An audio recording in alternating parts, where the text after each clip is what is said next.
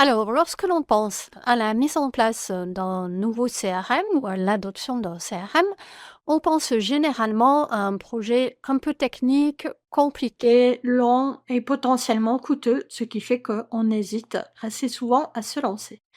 Et pourtant, il est possible de piloter un projet CRM de bout en bout de manière fluide, sans forcément de connaissances techniques ou même gérer auparavant un projet CRM. C'est ce que nous allons voir dans cette vidéo aujourd'hui qui va nous guider en 8 étapes pour poser les bases et piloter efficacement son projet CRM. Enchantée, je suis Isabelle Anne-Bouze, experte CRM depuis de nombreuses années. J'accompagne TPE et PME dans la mise en place et l'évolution de leur outil CRM. Alors, première chose, voyons ensemble où vous en êtes concernant votre CRM. Est-ce que vous êtes en mesure, là, à l'instant T, de lister un historique de vos ventes en faisant la liste exhaustive de tous vos clients actuels et le total du chiffre d'affaires réalisé sur 2025? Deuxième point, seriez-vous capable de lister pour 2025 le top 5 de vos meilleurs clients et comparer par exemple les niveaux de chiffre d'affaires et de rentabilité, donc de marge, sur les mois écoulés jusqu'à aujourd'hui? Troisième question, l'accessibilité. Est-ce que n'importe quelle personne de votre équipe, au téléphone avec un client, est capable de consulter très rapidement en quelques clics l'historique de ce client afin de retrouver les informations nécessaires pour interagir efficacement avec lui, répondre à une problématique ou amener une information commerciale? Si vous hésitez sur certains points, que vos réponses sont partielles ou que vous avez carrément zéro à ces trois questions, eh bien là, vous savez que vous avez un problème lié à votre CRM, à son efficacité. Peut-être votre outil n'est-il pas assez moderne, peut-être n'avez-vous pas été assez loin dans sa configuration et dans l'établissement des rapports et indicateurs, ou peut-être encore, vous n'avez pas de CRM et donc là, nous venons de mettre le doigt sur une série de gros inconvénients, de ne pas disposer de ce type d'outil. Et oui, car lorsque la donnée client est mal maîtrisée, cela donne lieu à des conséquences assez problématiques pour le bon pilotage de l'activité. Donc, pas d'historique, ça veut dire pas de connaissances client, une difficulté à réaliser des ventes additionnelles pour vos commerciaux, mais aussi une difficulté pour votre marketing à définir des bons segments et des approches efficaces pour développer vos ventes. Pas de données à jour, ça veut dire qu'il est difficile d'avoir une stratégie efficace et de diriger les efforts commerciaux à chaque instant vers les actions les plus rentables pour vous et les plus pertinentes.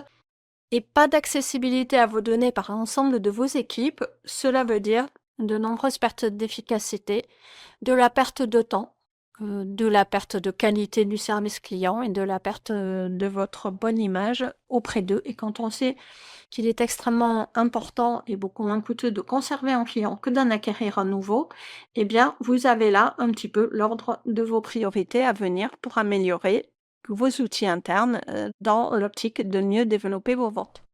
Alors, c'est parti pour la liste des piliers pour un projet CRM réussi. Donc le premier pilier, on a un petit peu tourné autour de ce sujet dans les points préliminaires, c'est la donnée. Car la donnée client va se retrouver au cœur de votre futur système. Il faut donc en prendre grand soin et la préparer de manière à répertorier vos sources actuelles, les fusionner dans un fichier unique qui va pouvoir facilement être intégré à votre nouvel outil. Et vous allez pouvoir en amont travailler cette donnée pour supprimer les doublons, enrichir l'information partout où c'est possible, de manière à avoir, si possible, une donnée immédiatement exploitable lorsque vous allez l'intégrer à votre futur CRM. Deuxième pilier d'un projet CRM réussi, eh bien, ce sont les processus. Oui, car c'est tout l'objectif d'un CRM et ce qui le différencie d'un simple annuaire de clients, c'est que vous allez pouvoir implémenter dans votre outil CRM vos processus métiers. Donc, en démarrant par le tunnel de qualification, lorsque vous prenez en charge vos prospects, il y a toute une série d'étapes, de renseignements que vous collectez auprès de vos prospects, de manière à savoir s'ils sont à la fois intéressants et intéressés par ce que vous avez à proposer. Deuxième partie clé du processus commercial, évidemment, c'est le processus de vente lui-même. C'est celui qui démarre à partir du moment où vous adressez un chiffrage à votre client, ou en tout cas où vous avez identifié un moment de signature possible. Donc ça peut être dans 3 mois, dans 6 mois, dans 9 mois, peu importe. Ce qui est important, c'est de pouvoir, capter, cette première étape qui marque le début du véritable échange commercial. Et donc toutes les étapes successives qui vont devoir être pilotées par vos équipes commerciales jusqu'au moment où vous émettez la facture et ensuite évidemment les étapes de fidélisation. Donc ces processus, il arrive souvent que quand on n'avait pas d'outils ou des outils obsolètes, on a un processus qui est pas forcément optimisé parce que, il y a des difficultés d'accès à l'information. Il y a des étapes manuelles, il faut, faire des impressions, se coordonner entre équipes, peut-être faire des réunions. Et en fait, dans la perspective de mettre en place un nouvel outil CRM, vous avez tout intérêt à remettre complètement à plat ce processus pour pouvoir le débarrasser de toutes les étapes inutiles et le rendre aussi fluide que possible, de manière à ce que vos équipes perçoivent immédiatement la valeur ajoutée de votre nouvel outil. Et oui, car le principe, c'est quand même que votre CRM s'adapte à votre processus, à votre logique, et non pas l'inverse. Si vous avez l'impression que votre CRM vous impose une manière de fonctionner, ça n'est pas très bon signe. Alors, nous en venons au troisième point, qui est le recueil des besoins. Et vous auriez peut-être cité ce point-là comme première étape de votre projet CRM, mais nous avons vu les 2 étapes préliminaires qui concernent la donnée et les processus, qui sont vraiment indispensables avant même de se poser la question de répertorier les besoins. Alors, qui dit CRM dit, utilisation par le service commercial, mais la plupart du temps, ça n'est pas la seule équipe qui va exploiter les coordonnées clients et les informations clients hébergées dans votre CRM.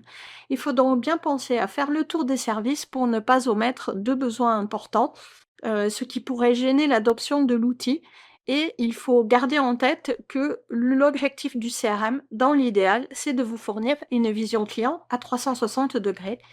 Vision complète, en fait, de toutes les interactions et actions des clients, qu'elles soient commerciales, administratives ou liées au SAV. Vous allez avoir intérêt à pouvoir rendre visible cette information de l'ensemble des équipes.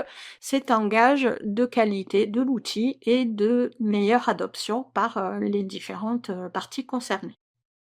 Alors pour recueillir ce besoin, comment fait-on?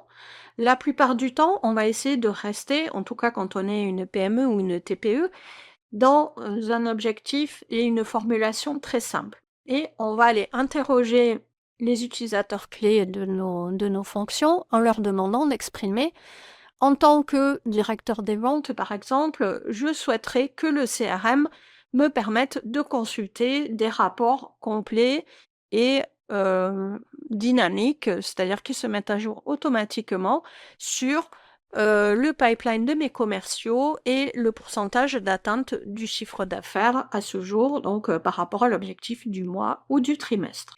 Et donc cette formulation assez simple va permettre à chacun d'exprimer ses attentes vis-à-vis de la future solution et vous allez pouvoir lister ces expressions de besoin dans un document qui va vous servir de ligne conductrice tout au fil du projet. Cette phase est aussi l'occasion d'identifier les utilisateurs clés que vous allez pouvoir impliquer tout au long du projet, à qui vous allez pouvoir demander des retours suite au test d'outils par exemple, et qui va servir un petit peu de référent dans son équipe pour aider les autres utilisateurs à adopter l'outil lorsqu'on sera à la phase de mise en œuvre. Et voici un autre pilier clé du projet CRM. Il s'agit en fait de comment cet outil CRM va s'intégrer dans vos systèmes actuels, car de plus en plus, les outils que l'on adopte vont devoir dialoguer avec d'autres solutions, par exemple un outil de gestion, facturation, vos outils d'email, vos outils marketing, un outil métier. Et donc, l'important va être d'identifier si votre outil CRM sera en mesure de se connecter facilement aux différentes solutions, comment cela va pouvoir être fait et quelles sont vos priorités à vous concernant ces intégrations. Par exemple, si votre outil CRM n'intègre pas de solution pour les devis factures, ça va être vraiment un critère impératif que l'outil choisi puisse s'intégrer à l'outil de facturation que vous avez actuellement. C'est un point important qui cause souvent des blocages un peu plus tard dans le projet lorsqu'on s'aperçoit, après la mise en place, qu'on va avoir des points bloquants dans l'évolution du système sur son intégration avec vos autres outils. Et voici le 5e point. On aurait pu aussi le mettre en tête des piliers les plus importants, le choix de la solution, mais en fait, vous voyez que ça vient après un certain nombre d'étapes préliminaires. Car lorsque vous aurez mené les réflexions amont sur où se situe votre donnée client, quelle est exactement la nature de votre besoin détaillé par fonction, par service, quels sont les outils avec lesquels ce CRM va devoir s'intégrer, eh bien déjà, vous aurez réduit la liste des candidats potentiels. Et sur les candidats restants, donc qui peuvent répondre aux critères que vous avez établis, vous allez pouvoir passer au prime ces solutions de vos attentes en termes de fonctionnalité, d'ergonomie, et nous allons voir un petit peu dans le détail comment comparer ces points. Et d'ailleurs, je vous mets à disposition une matrice qui vous permet de comparer les différents points clés de plusieurs outils afin de leur attribuer une note pondérée et de vous aider à choisir plus facilement. Il est aussi fortement recommandé avec les finalistes qui peuvent être 2 ou 3 et même si vous n'en avez qu'un, ne vous engagez pas dès le début sur un projet d'ampleur, passez par une phase de test ou de maquettage où l'on va essayer de mettre en place un environnement simplifié, mais qui va tout de même commencer à refléter votre futur environnement CRM de manière à ce que vous puissiez valider concrètement et pas seulement sur un discours commercial et des cases cochées, parce qu'il peut y avoir des différences, il peut y avoir des surprises en termes d'ergonomie de l'outil, de facilité d'adaptation à vos processus, de facilité de prise en main par votre administrateur interne ou vos utilisateurs. Donc cette phase de test, vraiment, je la recommande systématiquement. C'est peut-être un temps supplémentaire de 2 ou 3 semaines et vous êtes pressé, mais vraiment, c'est reculer pour mieux sauter. Il vaut mieux valider votre outil après une phase de maquettage et du coup en accélérer la mise en place ensuite, plutôt que partir sur un choix un peu trop hâtif qui va entraîner des problématiques par la suite et peut-être la nécessité de revenir en arrière pour rechercher un autre outil. Et donc, voici les 7 critères les plus importants à analyser concernant les choix d'outils. Donc, la richesse fonctionnelle, on l'a vu, il va falloir se baser sur l'analyse des besoins que vous avez réalisés en amont. Donc, on va analyser est-ce qu'il couvre vos besoins en termes de fonctionnalités? Est-ce que ces fonctionnalités sont suffisamment évolutives pour accompagner le développement de votre activité? Et est-ce que l'éditeur assure une innovation suffisamment régulière pour vous garantir de suivre les évolutions de la technologie? Par exemple, aujourd'hui, une solution CRM qui n'envisagerait pas ou n'intégrerait pas déjà des outils assistés par l'intelligence artificielle, eh bien, vous êtes à peu près sûr que dans quelques années, cet outil risque d'être obsolète. Deuxième point, sa capacité de personnalisation et d'adaptation. Donc, est-ce que vous êtes en mesure de personnaliser suffisamment les différents champs à l'intérieur de votre CRM de manière à pouvoir capter des informations métiers? Et également, est-ce que cette personnalisation vous permet d'implémenter de manière adéquate vos processus métiers, donc tout ce que nous avons vu concernant les étapes de la qualification, puis ensuite de la gestion de vos ventes? Est-ce que, troisième point, la fluidité et l'ergonomie de l'interface sont suffisantes par rapport à vos attentes? Un même outil ne va pas être perçu de la même manière en fonction de si vos utilisateurs sont très familiers des outils digitaux ou pas du tout. Donc, ça va être un point important à analyser et le meilleur moment pour l'analyser, ce sera la phase de test. Quatrième point, la capacité d'intégration. On l'a vu, il va être important pour votre CRM de pouvoir dialoguer avec d'autres outils. Donc, vous allez voir qu'un grand nombre de CRM aujourd'hui disposent de connecteurs natifs avec les outils d'email, avec les agendas, avec des plateformes marketing, avec des outils de facturation. Donc, c'est un point important à analyser. Et ceux qui n'ont pas de connecteur tout prêt, vous allez essayer d'identifier les autres moyens de connecter cet outil, donc soit avec les API, soit avec des outils de connexion low-code comme Zapier ou Make. Ensuite, cinquième point important, le volet sécurité et RGPD, où vous allez chercher à savoir où sont hébergées les données et est-ce que l'outil pressenti vous permet de vous mettre en conformité avec la RGPD et de piloter ces aspects réglementaires de manière efficace. Sixième point, auquel on pense toujours en fait, mais qu'il faut évidemment mettre en perspective avec, le reste des aspects et la qualité de l'outil. Donc quel est le modèle tarifaire et quels sont les coûts? Donc non seulement le coût de licence, mais aussi les coûts potentiellement un petit peu cachés, notamment le coût pour activer certaines attention aux outils qui, se basent sur des volumes, soit dans la base de données de contact, soit des volumes d'emails, c'est assez fréquent, ou des volumes de stockage. Et également penser à analyser les coûts de mise en place, parce que certains outils peuvent avoir un coût d'acquisition de licence assez bas, mais par contre, l'effort de mise en place va être conséquent et va potentiellement vous coûter quelques milliers d'euros. Donc, idéalement, je dirais que faire une moyenne des coûts sur 3 ans, peut être un moyen efficace de comparer, à peu près à égalité 2 outils. Quel est ensuite, point numéro 7, la qualité de l'accompagnement? L'accompagnement qui va couvrir donc cette phase de mise en place, mais aussi la phase de formation des équipes. Est-ce que vous allez pouvoir disposer d'un support sur la durée pour vous accompagner au fil de votre utilisation? Est-ce que l'éditeur ou son réseau de partenaires vous permet de bénéficier de formations dans votre langue et un petit peu personnalisées? Puisque si vous avez personnalisé votre outil CRM, vous allez avoir des spécificités également qu'il va falloir transmettre à vos utilisateurs. Donc une fois que vous aurez examiné tous ces aspects, et j'espère que la matrice que je vous ai partagée va vous aider, vous allez avoir une vision tout de même assez claire des avantages, des points forts et des points un petit peu plus faibles des outils que vous envisagez. Alors, jusqu'à présent, on s'est beaucoup centré sur la préparation, de l'environnement, des données, l'analyse des systèmes, l'analyse du besoin, le choix des outils. Vraiment très souvent la différence, entre un projet réussi et un projet au résultat très mitigé, voire même un échec, ça va être vraiment l'implication en interne et le fait que ce projet CRM est devenu ou pas du tout un projet d'entreprise. Donc souvent, ça veut dire que la direction doit être impliquée et moteur dans le projet, mais aussi les utilisateurs doivent, être, partie prenante du projet et c'est pour ça que dans la phase d'analyse des besoins, vraiment, je vous recommande d'identifier des utilisateurs clés qui vont pouvoir continuer de participer tout au long du projet. Vous avez tout intérêt à provoquer des réunions régulières et à faire en sorte que l'ensemble de l'entreprise soit au courant des avancées, du statut et de quelles sont les prochaines étapes pour qu'en fait, le jour où l'outil arrive dans les différents services, ils aient déjà été préparés et que le timing de la formation soit soigneusement défini pour qu'ils ne se retrouvent pas abandonnés devant un nouvel outil.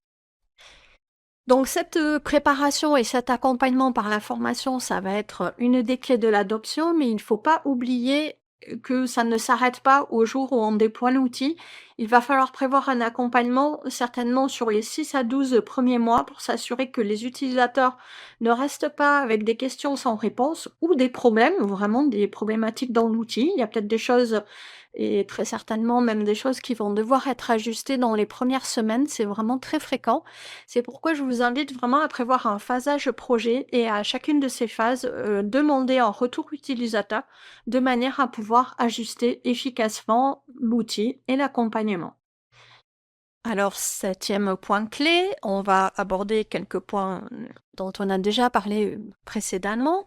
C'est quelles sont les erreurs vraiment les plus problématiques à éviter? C'est vraiment des éléments que je rencontre très souvent. Parfois, il y a une négligence des aspects sécurité, vraiment, c'est assez dangereux. Il y a de plus en plus de hacking. Imaginez quelqu'un qui se connecte à votre CRM et qui récupère l'intégralité de votre historique client. C'est quand même très embêtant. Et souvent, ces outils peu sécurisés vont aussi ne pas vous offrir les garanties nécessaires concernant la RGPD. Donc, regardez où les données sont hébergées. Quelle est la politique de sécurité, notamment la sécurisation des mots de passe? Est-ce que le système permet de demander des mots de passe suffisamment complexes? Demande de les renouveler automatiquement, par exemple tous les mois ou tous les trimestres. On peut avoir aussi des sécurisations via la double authentification ou des outils d'authentification Microsoft, Google ou interne à l'outil. Vraiment, ce sont des aspects à ne pas négliger actuellement. Et même sans parler de malveillance, il peut y avoir, donc suite à des départs de salariés de l'entreprise, des fuites de données, et toutes ces solutions vont permettre de vous protéger contre cela.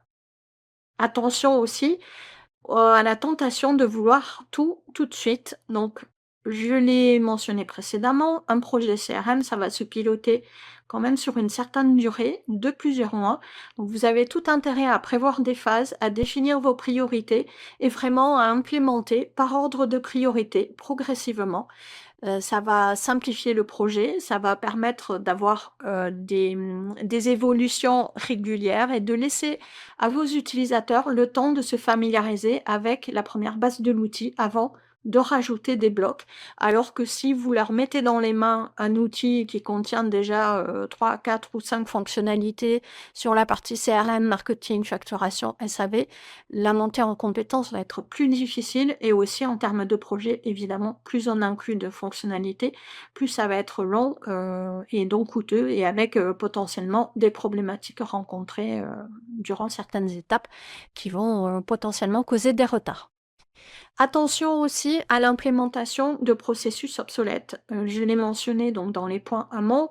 Si vous tentez de conserver vos anciens processus et de les implémenter dans un CRM, il y a fort à parier que vous n'allez pas arriver à quelque chose de fluide parce que vos anciens processus ont certainement des contraintes qui sont liées au fait qu'il n'y avait pas d'outils modernes pour piloter, voilà, les ventes et la digitalisation de bout en bout. Donc vraiment, prenez le temps de repenser ces processus, résistez à la tentation de continuer à faire comme avant, mais dans un nouvel outil, c'est très souvent un piège.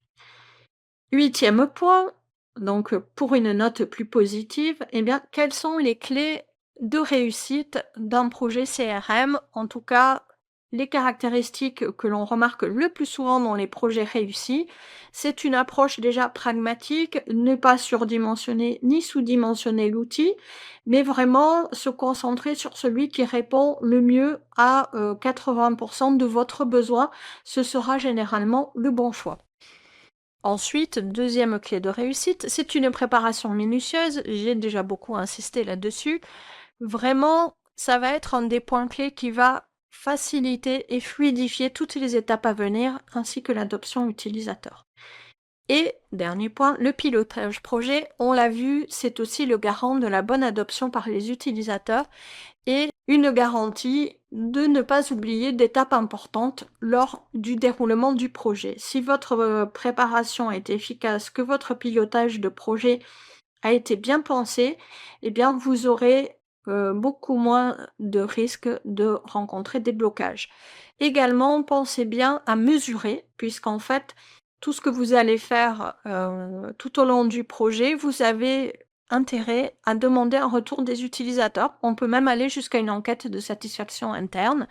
Et en tout cas, vous allez chercher à analyser ce qui se passe dans le CRM dans les premiers temps, de manière à voir s'il y a bien de la création de nouvelles fiches clients, si la gestion du processus commercial vous paraît conforme à ce que vous avez transmis lors des formations. Est-ce que la saisie se passe bien? Est-ce qu'il n'y a pas trop de champs vides? Est-ce qu'il n'y a pas d'incompréhension dans la manière dont on doit traiter la donnée dans l'outil? Et vraiment, ça va être des indicateurs précieux pour pouvoir réajuster si nécessaire, aussitôt que possible. Parce que vos équipes pardonneront toujours des erreurs dans l'outil, ça arrive, les projets techniques, on le sait, il y a des petits pièges, il y a des petits couacs. Mais par contre, si vous ne réagissez pas à temps, c'est là que les situations peuvent dégénérer. L'implication des utilisateurs et après ce sera très difficile de les faire revenir dans l'outil une fois qu'ils auront été découragés et qu'ils seront revenus à leurs anciennes habitudes. Et dernier point que je tiens à aborder parce que souvent on n'y pense pas, quel est le coût de l'inaction? Parce qu'on peut être tenté de se dire: «Ben, voilà, mon activité, elle fonctionne quand même. OK, c'est pas parfait, mais voilà, tout le monde est habitué à ce fonctionnement et ma foi, peut-être qu'on peut continuer encore 2 3 ans comme ça». Attention, parce que, vous négligez des points qui sont vraiment clés dans la valeur, en fait, de votre entreprise et aussi dans le pilotage commercial et donc les possibilités de développement du chiffre d'affaires.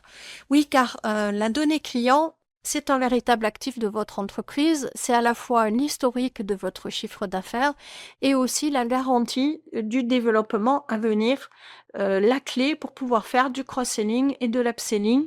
Donc c'est très important de soigner cette donnée et la meilleure façon de le faire, c'est via un CRM et ça va être aussi le moyen de facilement transférer les manettes si vous avez un changement de direction ou pourquoi pas une passation, de la gestion de l'entreprise.